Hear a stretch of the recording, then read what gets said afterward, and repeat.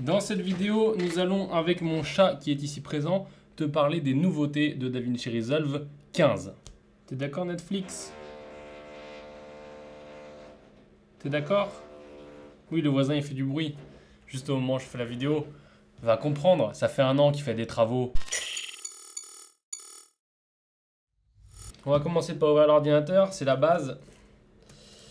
Mettre le mot de passe. On est parti, la première chose que tu vas vouloir faire, c'est de simplement télécharger DaVinci Resolve. Et si tu étais sur la version bêta, donc la version 15, bêta 1, 2, 3, 4, 5 ou 6 ou 7, tu vas devoir remplacer DaVinci Resolve. Donc tu vas sur le site de Blackmagic et tu télécharges DaVinci Resolve. Ensuite, tu ouvres DaVinci Resolve pendant que ça télécharge. Tu vas sur le petit panneau de gauche, les databases, et tu fais un backup de ta database. La database, c'est ce qui regroupe tous tes projets que tu as fait dans DaVinci Resolve. Ils ne sont pas, comme sur Premiere, dispersés partout, n'importe où. Ils sont dans une database que tu ne peux pas accéder. Donc, tu vas simplement faire un backup. Parce que s'il y a un problème pendant ton changement de logiciel pour passer à la dernière version, tu vas tout perdre. Une fois que tu as fait le backup, tu fermes DaVinci Resolve. Et là, tu vas installer la nouvelle version. Une fois que l'installation est finie, tu vas démarrer DaVinci Resolve. Et là, il va te proposer d'upgrader ta database. Dans ce cas-là, ça veut dire que tout a bien marché. Tu as juste à upgrader ta database. Et maintenant, tu peux travailler puisqu'il a fait son calcul, il a fait son travail. Maintenant qu'on a vu ça, voyons les nouveautés de la version 15 de DaVinci Resolve qui est enfin la version finale et non plus une version bêta. Donc tu peux l'installer, tu peux faire ce que je viens de te montrer. C'est parti. On va voir ensemble quelques nouveautés de DaVinci Resolve 15 qui n'est plus seulement un logiciel de montage, mais un logiciel de montage, d'effets spéciaux, de traitement du son et qui te permet aussi de gérer tes médias en import et en export de façon assez extraordinaire. Maintenant, il y a un truc qui est très très important que tu saches et que tu comprennes. La version 14 et la version 12, c'était des bonnes bases. C'est-à-dire que là, DaVinci Resolve et donc l'équipe qui fait DaVinci Resolve, leur travail, c'est de rajouter sur cette base. En aucun cas, ils ont pris un truc et enlevé. Ils rajoutent. Donc, tout ce que tu as appris depuis que tu apprends DaVinci Resolve, que ce soit en suivant mes formations ou en suivant mes vidéos gratuites sur YouTube, tu le sais déjà. C'est bon, c'est gagné. Tu le sais, pas besoin de le réapprendre. Tu vas peut-être avoir besoin de réapprendre certains petits trucs dans le sens où c'est des changements cosmétiques. Les menus ont changé de place, les boutons ont changé de forme, mais les fonctions, le fonctionnement du logiciel, la façon dont tu l'utilises, etc., etc., c'est toujours pareil, mais potentiellement mieux. Voilà. Donc c'est vraiment ça qui est le truc important. La première nouveauté, bien entendu, tout le monde le sait, on en a beaucoup parlé, c'est l'intégration de Fusion. Je te montre et on revient dessus après. Donc là, je suis dans la partie montage. Je sélectionne ce plan, par exemple, pour faire un titre dessus ou quoi que ce soit. Je veux faire un effet dans Fusion. Donc je sélectionne le plan. Je passe ici dans l'onglet Fusion en bas. Et automatiquement, ce plan est chargé dans Fusion. C'est encore mieux que le lien dynamique entre After Effects, Premiere, etc. C'est intégré, c'est automatique, c'est dedans direct. Donc là, j'ai plus qu'à faire mes trucages et ils se répercuteront automatiquement dans le montage. Admettons, on va faire un titre. C'est un exemple parce qu'on pourrait clairement faire autre chose. Maximus. On va grossir notre titre. On va changer la couleur. Et donc maintenant, je reviens en mode edit. Là, je dois faire un rendu, bien entendu, puisque j'ai quand même créé un effet. Autant te dire que sur mon petit ordinateur, ça ne va pas le faire parce que la carte graphique est clairement inexistante. Donc du coup, ça va être compliqué de faire un rendu. Mais du coup, ça nous permet de parler de Fusion pendant qu'il essaye de faire le rendu. Et Fusion, il y a une question que tout le monde s'est posée. Et j'ai la réponse parce que je l'ai posée directement aux gens de Blackmagic. Fusion, le logiciel standard à part, n'est pas abandonné. Il est intégré en partie dans DaVinci Resolve, de façon à ce que DaVinci Resolve devienne un logiciel plus complet et devienne un logiciel de post-production et non plus juste un logiciel d'étalonnage ou un logiciel de montage, ou etc. Donc du coup, c'est pour ça qu'ils intègrent Fusion, c'est pour ça qu'ils intègrent Fairlight pour en faire quelque chose d'encore plus complet, mais ça ne veut pas dire que Fusion est abandonné. Et d'ailleurs, d'après les équipes de Blackmagic, si tu fais des très grosses compositions sur Fusion, tu as meilleur compte d'avoir Fusion, la version toute seule, le logiciel tout seul, parce que si tu fais des gros projets, il est très important que tu aies un logiciel stable et DaVinci Resolve 15 ne sera pas assez stable pour gérer des très gros projets d'effets spéciaux pour l'instant. Donc voilà, il a fini le rendu, il est en train de souffler comme un fou. Alors on va juste faire play pour voir ce que ça donne. On fait play. Donc voilà, quoi qu'il en soit, tu as compris, tu as ton effet directement intégré dedans grâce au lien entre les deux. Et tu ne perds pas non plus le lien dynamique que tu avais entre les deux avant. C'est-à-dire que là, tu peux toujours prendre un plan, l'envoyer dans le logiciel Fusion le rendre dans Fusion et le renvoyer ici. Ça marche toujours.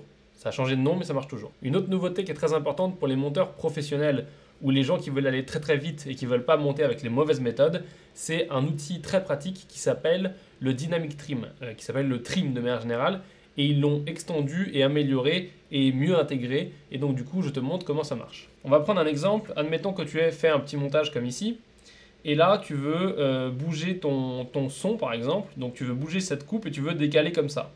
Donc tu peux le faire comme je viens de faire à la souris, en venant sélectionner comme ça avec les différents outils, et tu peux te placer. Tu peux aussi faire que ça. Tu peux aussi, après tirer celui-là. Donc ça, c'est la méthode vraiment longue et fastidieuse. Ou alors, tu peux faire quelque chose qui est encore plus remarquable. C'est de simplement passer dans cet outil-là ou directement dans cet outil-là. Là, ça change de couleur et tu vois que ça se cale au milieu.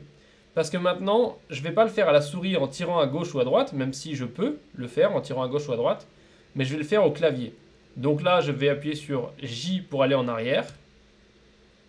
Et il va trimer automatiquement pour amener mon cut en arrière. C'est exactement la même opération, c'est juste que quand tu montes au clavier et que tu as besoin de changer une coupe et écouter cette coupe et la prévisualiser en même temps, et ben c'est la meilleure solution, c'est simplement le Dynamic Trim ou le trim que tu peux trouver dans n'importe quel logiciel. Là, ils l'ont appelé le Dynamic Trim, je ne sais pas pourquoi, mais globalement, c'est l'outil de trim qui maintenant est amélioré et quasiment plus automatique et plus pratique qu'avant. Et un truc qui est cool avec le Dynamic Trim, c'est que quand tu es en trim comme ça, même si tu es sorti ici du trim mode, que tu es en mode normal sélection, tu fais play et il fait un play around. Donc il va tout simplement te jouer ta coupe pour pouvoir voir si ta coupe est comme elle te plaît et comme tu veux. Si tu veux désactiver ça, tu cliques ici et ça repasse en mode normal où tu continues ta lecture normalement. Tant qu'on est dans la partie edit, voyons deux petites améliorations d'interface qui peuvent changer pas mal de choses dans ta façon de travailler et surtout qui vont te faire la vie plus facile. Ici, tu vois qu'on a toujours notre barre d'outils comme on la connaissait déjà. Comme je t'ai dit, il y a beaucoup de changements qui sont cosmétiques. Donc là, les icônes ont été améliorées, etc. Il y a cette icône-là qui a été rajoutée, bien entendu, on vient de le voir. Ici, tu peux toujours zoomer, dézoomer. Et ici, tu as toujours ce petit menu de timeline donc qui gère les vues de la timeline et les aperçus de la timeline. Et maintenant, quand tu cliques, tu as des options en plus. Donc tu peux toujours afficher tes waveforms. Je te rappelle d'ailleurs que les waveforms, elles sont gérées par les caches et que si tes caches sont mal programmées, tes waveforms ne peuvent pas apparaître. Très important. Tu as toujours les pré-réglages ici qui sont des pré-réglages donc de visualisation de la timeline et d'aperçu de la timeline. Ici, tu peux toujours régler la hauteur des pistes pour bien visualiser comme tu le veux. Mais tu as une petite option en plus qui est vraiment pas dégueu. C'est simplement les tabs. Donc ça, c'est comme sur ton navigateur ou c'est comme dans Premiere pour ceux qui utilisent Premiere. C'est tout des tabs. Donc tu vas ouvrir plusieurs timelines dans des petites tabs, comme sur Google Chrome ou Internet Explorer, enfin comme sur ton navigateur, quoi. Je referme ça et tu vois que ici j'ai une tab, donc timeline 1. Je peux rajouter ici. Et si j'avais d'autres timelines, je pourrais les sélectionner. Donc je vais créer une autre timeline. Ici, on va créer vite fait, tac, une autre timeline. Timeline 2. Elle se met automatiquement. Et donc là, j'ai mes timelines ici, timeline 1 et timeline 2. Admettons, on a d'autres timelines. On veut comparer nos montages, donc on va les superposer. On va cliquer ici. Et là, il va nous mettre deux timelines l'une au-dessus de l'autre. Bien entendu, ici, il n'en a mis aucune. Donc on va fermer là. Et on va mettre timeline 2 ici. Et là, on peut bien entendu déplacer des médias. On peut faire plein de choses comme ça. Maintenant, il ne faut pas que ça ce soit ta méthode de montage principale. Il faut que tu sois rigoureux dans le montage, il faut que tu utilises des bonnes techniques de montage. Et typiquement, tout déplacer comme ça avec ta souris fastidieusement comme ça, c'est pas une bonne stratégie. C'est bien pour réparer des petits trucs, pour visualiser en grand ton projet, mais c'est pas ta méthode de montage principale. Pour apprendre des bonnes méthodes, tu peux suivre la formation que j'ai sur mon site, mais globalement, ne perds pas de temps en faisant que cette méthode-là. La deuxième nouveauté qui concerne l'interface, c'est la possibilité de désactiver ou activer l'étalonnage dans le mode Edit. Tu es dans le mode Edit, tu fais des allers-retours, étalonnage, montage, etc. Tu veux désactiver l'étalonnage que tu as fait ici. Tu vas cliquer tout simplement sur ce petit bouton en haut et ça va désactiver l'étalonnage. Donc c'est très pratique parce que ça te permet d'avoir un aperçu très simplement. Comme ça, tu peux désactiver l'étalonnage, mais pas seulement. Tu peux aussi désactiver les effets faits dans Fusion. Très simple, j'ai mon étalonnage, j'ai mon titre. Tu vois ici que c'est un effet Fusion. Je vais cliquer ici et ça désactive les deux. Donc ça, c'est extrêmement pratique. C'est une fonction super bien parce que ça te permet de ne pas avoir à faire les choses manuellement. Et tu le sais, moi je ne suis pas fan de faire les choses. J'aime bien quand c'est automatique, mais surtout quand c'est automatique et contrôlable. Et là, c'est automatique et contrôlable, tout ce que j'aime. On avance dans nos nouveautés et maintenant on va voir Fairlight. Fairlight, c'est la gestion du son. Je sais, on saute Fusion, tu es déçu, mais on va voir Fairlight parce qu'il y a des choses très intéressantes qui se passent dans Fairlight. Tu vas dans la petite note de musique ici qui est Fairlight, et là, tu as accès à plein de nouveautés, c'est magique. Ici, tu as toujours accès au Media Pool avec la possibilité de lire, bien entendu. Ici, tu as l'effect librairie. Et là, c'est ce qu'on va voir, c'est l'effect librairie. Donc, tu avais les AU Effects qui sont disponibles uniquement sur Mac. Ça, c'est une question qu'on m'a beaucoup posée avec ma première vidéo sur Resolve. Pourquoi je n'ai pas les effets? Tu n'as pas les effets parce que les AU Effects, ouais, c'est simplement des effets qui sont disponibles que sur Mac. Les VST, donc c'est des effets comme les OpenFX mais pour le son, les VST, c'est téléchargeable gratuitement, il y en a plein sur Internet. Ils sont compatibles avec DaVinci Resolve et avec Fairlight, mais ils ne sont pas forcément inclus à la base. Donc, ce qu'ils ont fait, c'est qu'ils ont intégré les effets Fairlight FX, qu'on va regarder tout de suite. Et là, tu vois, on a une petite partie des effets qui sont assez sympas, que je ne peux pas vraiment bien te démontrer parce que j'ai pas un son, enfin c'est un son d'ambiance, mais tu vois que tu peux créer de l'écho. Et surtout, tu as un autre que moi j'aime beaucoup qui est le pitch. Le pitch, ça sert à faire quoi? Ça sert à faire une voix un peu nasillarde. Comme à la télé, tu sais, pour les enquêtes, les mecs qui témoignent à visage caché. Ou alors ça peut servir à faire une grosse voix, comme une grosse voix. Voilà. Donc ces effets, tu les prends, tu les poses sur tes pistes. Et là, tu as le panneau de réglage qui est très beau. Tu vois, c'est un panneau intégré. C'est un panneau du logiciel, c'est pas un truc externe, comme tu pourrais avoir avec les VST. Tu peux bien sûr les activer et les désactiver. Et là, tu as des pré-réglages. Donc, tu peux prendre un pré-réglage. Tu peux créer ton pré-réglage. Donc, il suffit que tu fasses des modifications comme ça. Tac, tac, tac, tac. Et là, tu cliques ici et tu peux créer ton pré-réglage. Et une fois que tu as créé des presets, tu peux aller ici et cliquer sur Use Preset Manager. Et là, tu as les presets que tu as. Et donc, tu peux en importer d'autres ou supprimer cela. Donc ça c'est bien parce que ça veut dire qu'ils ne sont pas que bloqués dans ta database et donc que si tu as des super presets, tu peux les exporter pour les utiliser sur un autre logiciel sans forcément prendre toute la database. Ça c'est vraiment un truc cool et j'ai hâte que ça arrive sur le reste, tout le logiciel, sur tout. On continue avec une autre amélioration, c'est l'ajout de sous-titres. Oh my god! Depuis le temps que j'ai besoin qu'ils rajoutent les sous-titres, c'est trop pratique. En plus ils l'ont rajouté d'une façon qui est extrêmement pratique. Pas comme sur Premiere Pro par exemple. Les sous-titres, on se met en mode edit, on va plier un petit peu ça, on va se faire une timeline qui nous fait de la place, et ici on va faire un clic droit et on va faire Add Subtitle Track. C'est une piste spéciale. Une piste spéciale! Mais c'est trop stylé. C'est pas genre tu dois créer un fichier de légende, le prendre, le mettre, le machin. C'est une piste spéciale. Donc là on a ST1, Subtitle 1, qu'on peut désactiver ou activer. En même temps, pour l'instant, il n'y a rien dedans, donc il n'y a rien à désactiver. On va dans Effect Librairie, on va dans Title, on descend, et là, on prend Subtitle. Va savoir pourquoi ils l'ont mis tout au bout. Les gars, si vous pouvez le remonter un petit peu parce que c'est plus pratique, merci. On le met sur Subtitle. On ne peut pas le mettre ailleurs, on ne peut le mettre qu'ici, donc c'est très pratique. On ferme ça, et là, on peut écrire son Subtitle. Donc, on va cliquer dessus, on va aller dans l'inspecteur, les bases, on agrandit l'inspecteur, et là, on peut rajouter le sous-titre qu'on veut. Donc, Subtitle 1. On fait Add New, parce que c'est bien de faire Add New. On n'a pas besoin d'aller dupliquer le truc, rallonger, couper, etc. Et on l'appelle Subtitle 2. Et là, on peut naviguer de l'un à l'autre. On voit qu'automatiquement, sur la timeline, ils sont coupés ensemble. On peut gérer ici le style. Donc, on peut faire comme ça. Et qu'est-ce qu'il fait? Il s'adapte automatiquement, le 2. Parce que c'est du track style. Toute la piste a le même style. Donc si tu veux faire des styles différents, tu les mets sur différentes pistes et tu gères les styles par piste. Ça existe aussi dans la vide, mais c'est beaucoup moins bien fait d'ailleurs.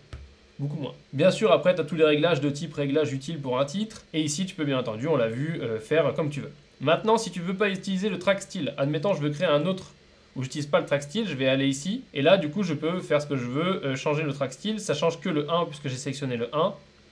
Et tu vois que le 2 ne change pas. Je suis très content parce qu'il n'y a aucun logiciel de sous-titres digne de ce nom qui fonctionne et qui en plus te permet derrière d'exporter tes sous-titres intégrés dans ton fichier. Non pas burn-in, donc pas sur ta vidéo, mais intégrés dans ton fichier. Donc si tu vas faire un DVD, si tu vas faire une livraison, un DCP, quoi que ce soit, tu peux avoir plusieurs fichiers de sous-titres intégrés. Et d'ailleurs, c'est ce qu'on va voir maintenant, puisque maintenant on va voir les exports, parce qu'il y a des améliorations qui ont été faites au niveau de la page Deliver, et donc on va voir ça tout de suite. On va sur la page Deliver. Là, on a nos sous-titres qui se mettent automatiquement. Normal, ils sont intégrés, ils sont sur la piste spéciale sous-titres. Ici, on a nos pré-réglages habituels. Il y a des nouveaux pré-réglages, donc ProRes Master, H264 Master. Donc ça, typiquement, tu peux les sélectionner, cliquer dessus et faire ton export pour faire ton export d'archives ProRes, ton export d'archives H264. C'est très pratique. Tu as aussi d'autres pré-réglages, donc Vimeo, YouTube qui existaient déjà. Mais ça, tu sais que tu peux les utiliser. C'est très pratique pour faire tes premiers exports quand tu ne sais pas ce que tu fais. Autant utiliser ce qui est programmé par des professionnels dans le logiciel. On regarde en dessous, on voit une autre amélioration qui est une amélioration de la mort qui tue, vraiment trop géniale.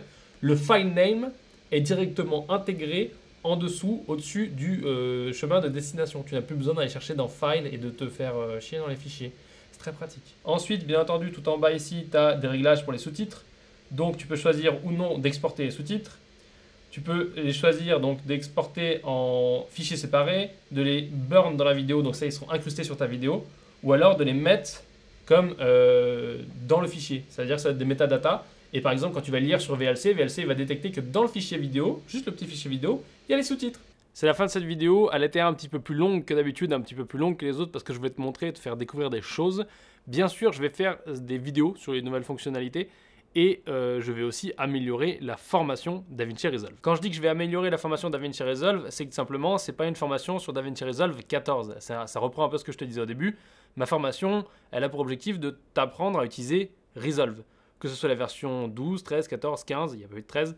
Mais l'objectif, c'est que du coup, elle soit totalement à jour et elle est à 99% à jour. Mais surtout, je vais t'offrir, si tu l'as déjà pris ou si tu la prends, la formation, je t'offre, que je rajoute là maintenant, dans les jours qui viennent, 2 leçons d'initiation sur Fusion. Donc pour apprendre, découvrir l'interface, etc.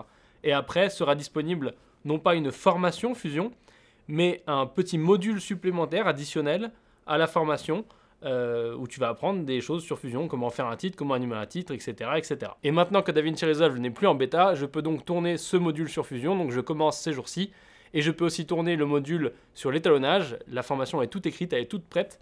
Avec l'étalonneur, on est prêt, donc dès qu'il a de la dispo et que j'ai de la dispo, on tourne ces modules additionnels que tu pourras trouver sur la page. De toute façon, tu recevras un mail, donc si tu es intéressé, tu peux te mettre dans la newsletter. Et sinon, je l'annoncerai sur la chaîne YouTube. Quoi qu'il en soit, je te remercie d'avoir regardé cette vidéo. Si tu es intéressé par les formations, il y a un lien en dessous. Si tu as aimé cette vidéo, si tu as des choses à dire, des remerciements, des commentaires sur des fonctions que tu aimes bien ou des fonctions que tu aimerais voir, eh ben, mets-le en commentaire.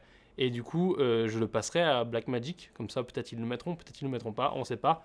Mais c'est une bonne opportunité. Bref, je te remercie d'avoir regardé cette vidéo et je te dis à plus tard dans une prochaine vidéo. Fin de semaine.